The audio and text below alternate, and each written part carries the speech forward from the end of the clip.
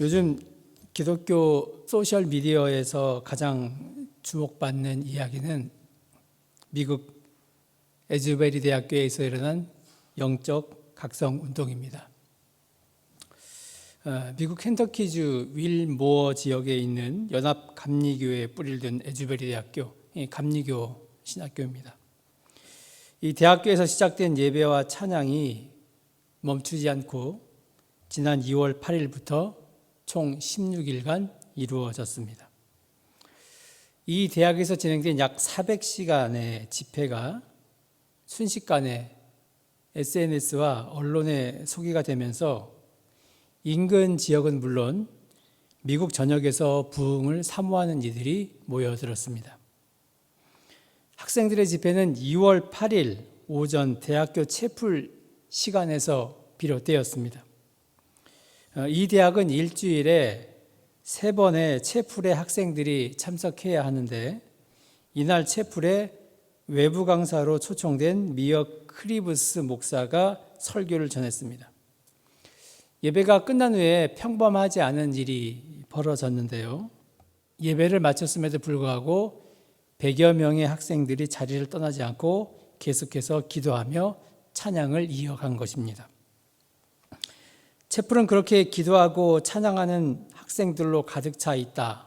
이렇게 소문이 나자 하나둘씩 이제 학생들이 더 모여들기 시작하면서 채플이 학생들로 가득 차게 되었습니다. 심지어 이 대학에서 예배가 끊이지 않고 진행된다는 소식이 알려지자 미국만이 아니라 정말로 세계적인 언론들의 관심을 받았습니다. 그래서 교계와 언론은 이 집회 현장을 일컬어서 에즈베리 부흥이라고 부르기 시작했습니다. 제가 말씀을 시작하며 에즈베리 대학교의 영적 각성을 언급하는 이유는요, 영적 각성 운동의 진정한 목적이 어디에 있느냐, 바로 이 대목을 말하기 위해서입니다. 영적 각성 운동이라고 할 때 주로 이야기되는 것은 죄의 고백입니다. 에즈베리 대학교에서도 집회는 찬양, 개인 및 전체 기도, 그리고 공개적인 성경 낭독, 공개적인 간증 시간으로 진행되었는데 공개적인 간증 시간이 주로 죄의 고백입니다. 하지만 영적 각성 운동의 참 목적은 죄의 고백에만 있지 않습니다. 초대교회의 영적 각성 운동이라고 말할 수 있는 마가다락방에서의 성령 체험은 단순히 죄의 고백으로만 끝나지 않았습니다. 성령 강림을 앙망하던 제자들에게 마침내 성령이 임했을 때 제자들은 완전히 다른 사람이 되었습니다. 이전에는 유대 당국자들을 피해서 숨어서 문을 잠그고 있었던 제자들이 이제는 전혀 두려워하지 않게 된 것입니다. 무엇이 제자들을 그렇게 급격하게 변하게 만든 것입니까? 그것은 바로 성령 충만 이후에 나온 베드로의 설교를 통해서 우리가 알 수 있습니다. 베드로의 설교 내용은 성령 충만이 아니라 바로 예수 그리스도였습니다. 베드로는 사도행전 2장 21절에서 분명히 말합니다. 누구든지 주의 이름을 부르는 자는 구원을 받으리라. 성령 충만 가운데 맛본 예수 그리스도의 이름, 이것이 바로 변화의 원인입니다. 오순절 마가다락방의 성령 강림 사건의 핵심은 바로 예수 그리스도의 이름에 있습니다. 그것을 빼놓고는 성령 강림을 말할 수 없습니다. 그리고 오늘 말씀은 그 예수 그리스도의 이름이 어떤 권세가 있는지 그것을 잘 보여주고 있습니다. 오늘 말씀에 나면서부터 못 걷는 한 사람이 등장합니다. 2절에서 이 사람을 설명하고 있는데요. 나면서 못 걷게 된 이를 사람들이 메고 오니 이는 성전에 들어가는 사람들에게 구걸하기 위하여 날마다 미문이라는 성전 문에 두는 자라. 이렇게 이야기하고 있습니다. 물론 오늘 말씀의 주인공은 베드로와 요한이지만 오늘 말씀의 또 다른 주인공은 바로 나면서부터 걷지 못하는 사람입니다. 이 사람은 살기 위해서, 먹고 살기 위해서 성전 문 앞에서 사람에게 구걸하는 사람입니다. 그것도 혼자서는 성전까지 오지 못하고 누군가 자신을 성전까지 데려다 주어야 그것도 가능합니다. 아마 이 사람에게는 변변한 집도 없었을 것이고요. 결혼도 못했을 것입니다. 그저 날마다 구걸하면서 목숨만 붙이고 사는 인생입니다. 안타깝게도 이 사람에게는요, 하나님을 만나는 희망 또한 없습니다. 많은 사람들이 하나님을 만나기 위해서 성전에 올라가는데 그는 성전에 들어가는 것을 포기했습니다. 성전 앞까지는 왔는데, 성전 앞까지는 왔는데 들어갈 수가 없습니다. 자신이 태어나면서부터 걷지 못하는 것이 하나님의 저주를 받았기 때문이라고 생각했고, 그래서 그 당시 사람들은 이 사람이 성전에 들어가지 못하는 일은 당연한 것이다, 이렇게 여겼습니다. 아이러니하게도 유대인이지만, 그리고 성전 바로 문 앞에까지 왔지만 들어가지 못하고 성전 입구에서 구걸하는 인생입니다. 자기 생이 조금이라도 나아질 것을 포기한 인생입니다. 좀 더 인간답게 살기를 포기한 인생입니다. 자, 그런 사람을 베드로와 요한이 보았습니다. 그런데 베드로와 요한이 그 걷지 못하는 사람을 오늘에야 처음 봤다고 생각되지 않습니다. 왜냐하면 베드로와 요한이 그날만 특별히 기도하러 성전에 올라간 것이 아니기 때문입니다. 베드로와 요한은 유대인이기 때문에 시간을 정해서 기도했습니다. 그들은 분명히 이전에도 성전에 자주 출입했을 것입니다. 그렇다면 베드로와 요한은 이미 여러 번 이 사람을 보았다, 그렇게 충분히 예상할 수 있습니다. 아마 어떤 날은 돈이 없어서 그냥 지나치기도 했을 것이고, 또 어떤 날은 그 사람 손에 한 푼이라도 쥐어줬을 것입니다. 그러면서 하나님, 저 사람 불쌍히 여겨주세요, 아마 이런 마음도 품었을 것입니다. 그런데 오늘은 그렇지 않습니다. 베드로와 요한은 오순절 이후에 성령 충만한 사람이 되어 달라졌습니다. 보는 순간 불쌍히 여겨질 뿐더러 그 마음속에 이전에 느끼지 못한 감정을 느끼게 되었습니다. 저 사람을 고쳐주어야지, 저 사람을 일으켜 세워줘야지, 이런 생각을 품게 됩니다. 왜 당신은 여기 앉아 있습니까? 성전 안으로 들어가셔야 됩니다. 하나님의 도우심으로 당신의 현재 문제만 아니라 태생적인 한계를 극복해야 합니다. 그렇게 말하고 싶은 생각이 들었습니다. 그래서 베드로와 요한이 그 나면서부터 걷지 못하는 사람을 보고 멈춰 섭니다. 이 멈춤이 그 사람의 운명을 바꾸는 역사적 사건이 됩니다. 베드로와 요한이 멈춰서서 걷지 못하는 사람을 주목했다, 4절에서 그렇게 이야기하고 있습니다. 여기서 주목했다는 말은 무심하게 쳐다보았다는 뜻이 아닙니다. 원어로 아테니사스라고 하는데요, 분명한 목적을 가지고 보았다는 의미입니다. 보통 사람은 그냥 지나쳤지만 베드로와 요한은 지금까지 그냥 지나치던 그 걸음을 멈춰서 그 사람을 주목합니다. 분명한 목적, 즉 일으켜 주어야겠다는 목적을 가지고 그 사람을 주목합니다. 그런데 동상이몽이라는 말처럼요, 걷지 못하는 사람이 받고 싶은 것과 베드로와 요한이 주고 싶은 것은 전혀 달랐습니다. 당연히 걷지 못한 사람은 구걸하는 인생이기에 물질을 얻고 싶었고, 베드로와 요한은 그 사람에게 건강과 구원을 주고 싶었습니다. 빌어먹는 사람을요, 벌어먹는 사람으로 일으키고 싶었습니다. 바로 이 근본적인 문제를 해결해 주고자 했습니다. 그래서 사도들이 말합니다. 우리를 보라. 자, 우리를 보라. 이런 말을 들었을 때 걷지 못하는 사람이 무엇을 기대했을까요? 당연히 물질이겠죠. 5절에 보면 이렇게 이야기합니다. 그가 그들에게서 무엇을 얻을까 하여 바라보거늘.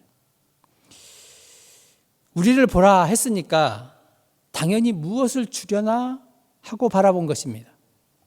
아마도 그는 이런 생각을 했을 것입니다. 야, 오늘 횡재했다.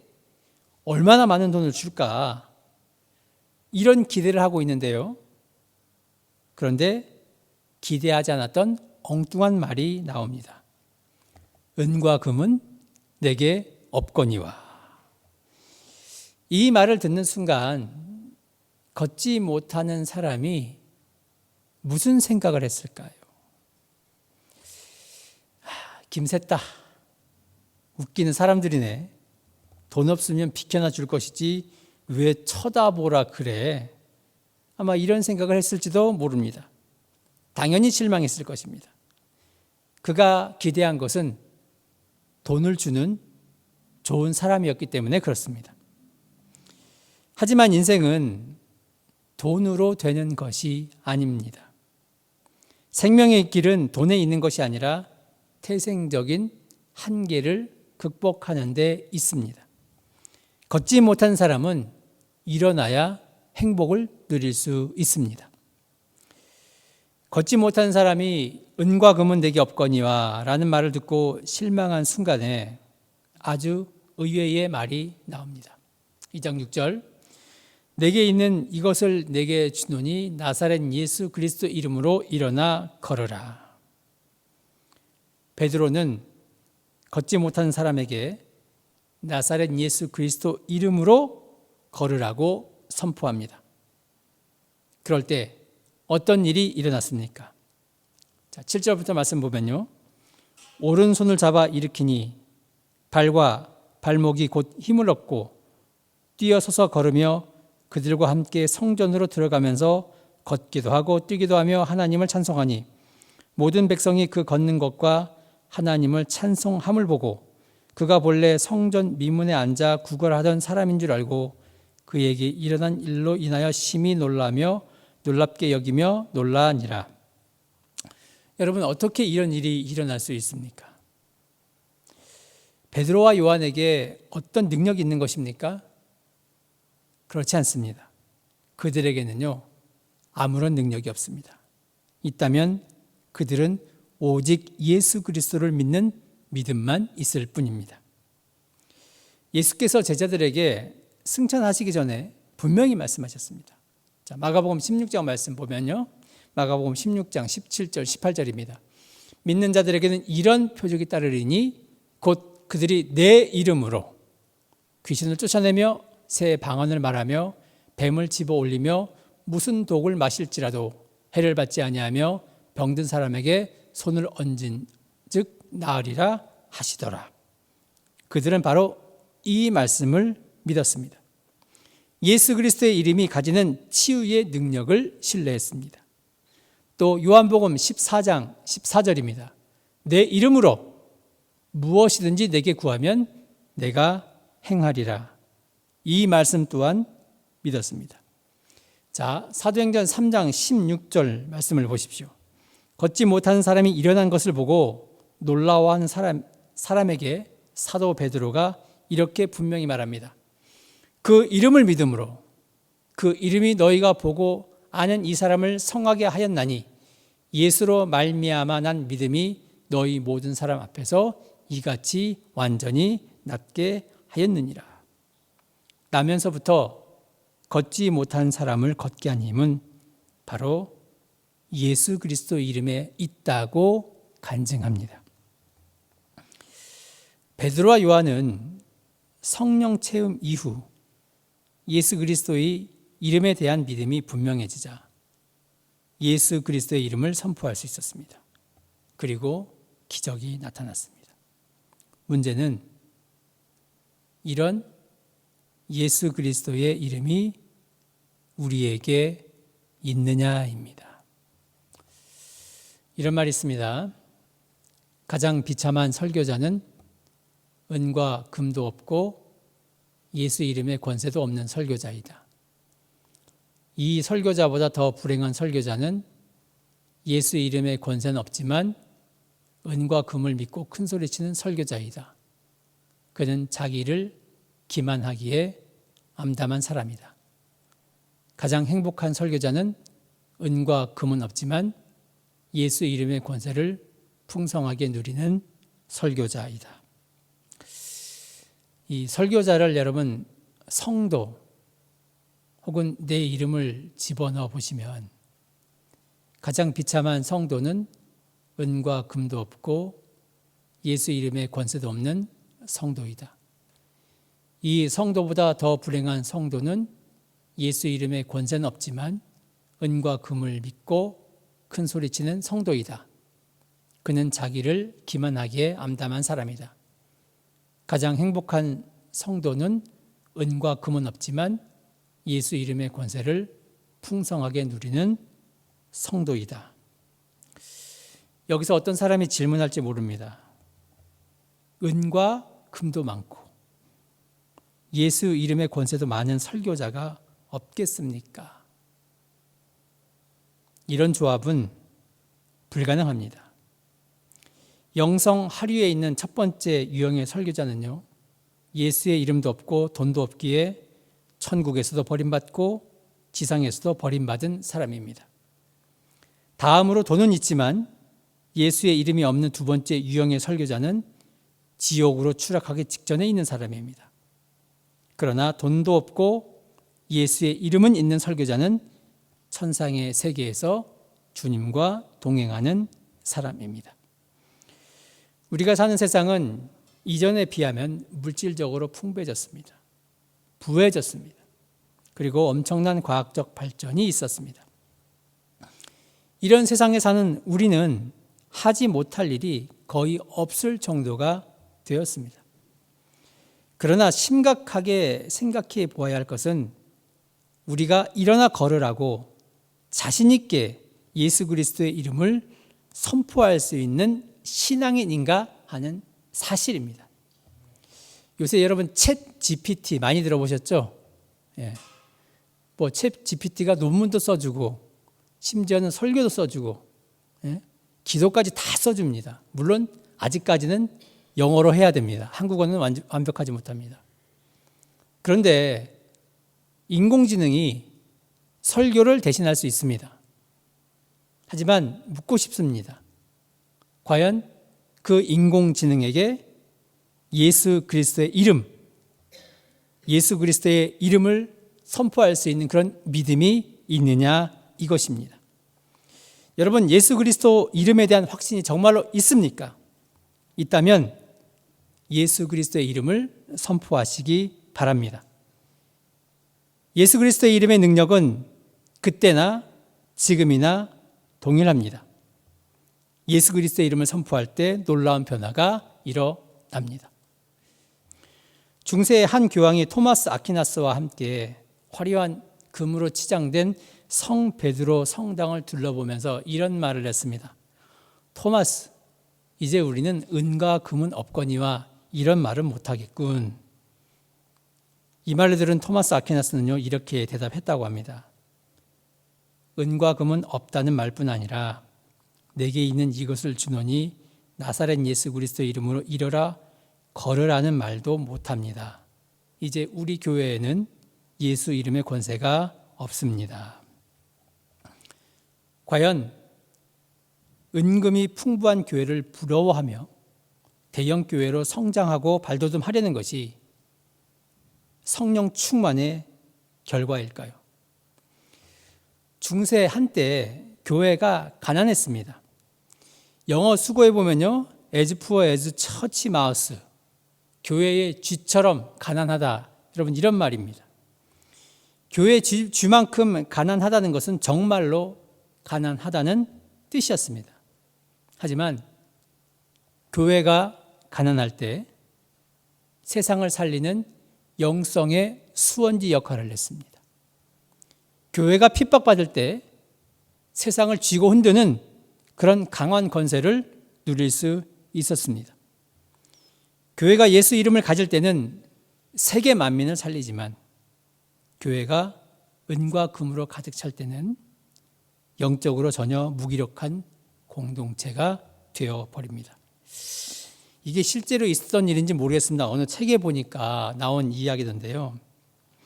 1980년대 미국에서 있었던 일이라고 합니다. 미국 텍사스에 예수의 이름으로 잘 성장하던 어느 교회 앞마당에서 이 유전, 기름이 발견됐다고 합니다. 그러니까 이 발견되면서 교회가 어려움에 빠졌어요. 엄청난 재산 가치가 있는 그 유전을 어떻게 처분할 것인가 정하고자 이제 교인 총회가 열렸습니다. 유전은 누구의 것인가? 이것이 안건이고 회의 결과 유전은 발견되기 전까지 교회에 등록한 교인들의 공동 재산이다. 이런 결정이 내려졌습니다. 그러니까요, 교회가 그 다음에 한 일이 뭐냐? 기존의 교인 재산을 보호하기 위해서 새 교우를 받지 않습니다. 그 결과 교회는 망해버렸고 그들의 신앙생활은 불행해졌습니다. 그들은 예수 이름의 권세가 억만금보다 더 크고 영원한 자산이요 권세인 줄 몰랐습니다. 그래서 그들은 우선 손에 잡히는 돈, 만몬을 신처럼 섬기다 망해버린 것입니다. 우리 신앙인은 우리 안에 있는 예수 그리스도의 이름을 세상에 줄 수 있어야 합니다. 예수 그리스도의 이름으로 길을 잃고 방황하는 자들에게 길을 깨우쳐 주어야 합니다. 절망에 빠져 좌절하고 있는 이들에게 예수 그리스도의 이름을 주어 희망의 삶을 살도록 일으켜야 합니다. 지금 우리 주위에 영적으로 걷지 못하는 사람이 있다고 한다면 그들에게 우리가 주어야 하는 선물은 예수 그리스도의 이름으로 일어나 걸으라, 이 복된 명령입니다. 그들이 감히 저항할 수 없는 복된 명령을 내려서 예수께서 하나님의 아들이라는 사실을 확신하도록 돕는 일이 바로 예수께서 마지막으로 우리에게 내리신 명령입니다. 자, 우리가 왜 성령 충만해야 할까요? 입신에서 하나님을 만나고자 하는 신비한 세계를 경험하고자 하는 그런 것이 아니라 성령 체험을 맛본 이후에 이 나사렛 예수 그리스도의 이름이 얼마나 크고 권세가 있는가, 여러분 이것을 알리기 위해서입니다. 그렇기 때문에 정말로 내가 영적 체험을 한 사람이라고 한다면 고단하고 병든 이웃을 예의주시하면서 그들을 주목하면서 그들에게 일어나라는 복된 하나님의 명령을 대언해야 합니다. 예수 이름의 권세 앞에 걷지 못하는 사람이 일어나서 천지개벽을 선포했듯이 우리도 예수의 주권에 사로잡혀 완전히 새로운 피조물로 거듭나야 합니다. 성경의 일이 성경 이야기로만 끝나서는 안 됩니다. 나에게 살아 움직이는 말씀이 되어야 합니다. 평생 한 번도 걸어보지 못한 사람이 걷고 하나님을 찬양하는 변화가 있었던 것처럼 우리에게도 이런 획기적인 변화가 있어야 합니다. 그렇기 때문에 좌절과 절망하기 전에 예수 그리스도의 이름을 붙잡을 때, 선포할 때에 우리에게 이런 놀라운 변화가 있다는 것을 믿는 우리가 되기를 바랍니다. 이전까지 예수 그리스도가 나와 전혀 관계없다 생각하는 분이 있을 수 있습니다. 어쩌면 우리 모두 영적으로 걷지 못하는 사람으로 살아가고 있는지 모릅니다.